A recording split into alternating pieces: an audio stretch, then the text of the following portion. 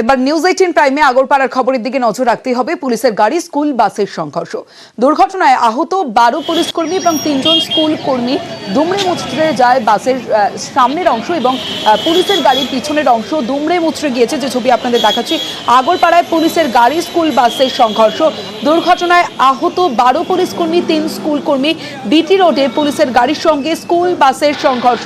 কিভাবে দুর্ঘটনা ঘটলো, এখন কি পরিস্থিতি জানাবে সুবীর রয়েছে আমার সঙ্গে। সুবীর, দেখো, দুপুর আড়াইটার সময় কলকাতা পুলিশের সশস্ত্র বাহিনীর যে পুলিশ কর্মী যারা রয়েছেন তারা বারাকপুর চাঁদবাড়ির উদ্দেশ্যে প্রশিক্ষণের জন্য যাচ্ছিল এবং সেই জায়গা থেকে ডানবাগের দিক থেকে যখন গাড়ি তেঁতুলতলার মোড়ে সিগন্যাল দাঁড়িয়েছিল, সেই সময় পেছন দিক থেকে বেসরকারি স্কুলের একটি বাস সজোরে ধাক্কা মারে এবং সেই জায়গা থেকে গাড়িতে থাকা প্রায় 12 থেকে 15 জন পুলিশ কর্মী আহত হয়েছে। তাদেরকে আশঙ্কাজনক অবস্থায় চিকিৎসার জন্য স্বাগত হাসপাতালে নিয়ে যাওয়া হয়েছে এবং যে বেসরকারি স্কুলের বাস তাদেরও কিন্তু 3 জন কর্মী আহত হয়েছে এবং সেই জায়গা থেকে খড়দহ থানার পুলিশ ঘটনাস্থলে যায় এবং গিয়ে কিন্তু সেই গাড়ি কিন্তু ক্রেন দিয়ে এই মুহূর্তে নিয়ে বিটি রোড পরিষ্কার করা শুরু করেছে খড়দহ থানার পুলিশ। বেশ সুবীর, बस सिग्नल में था, रेड सिग्नल में पीछे से गाड़ी आया, पीछे स्कूल बस आके धक्का मारा।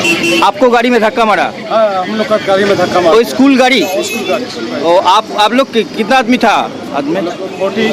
तो इंजर हुआ? हाँ, बहुत सारा इंजरी हुआ, अस्पताल भेज दिया गया।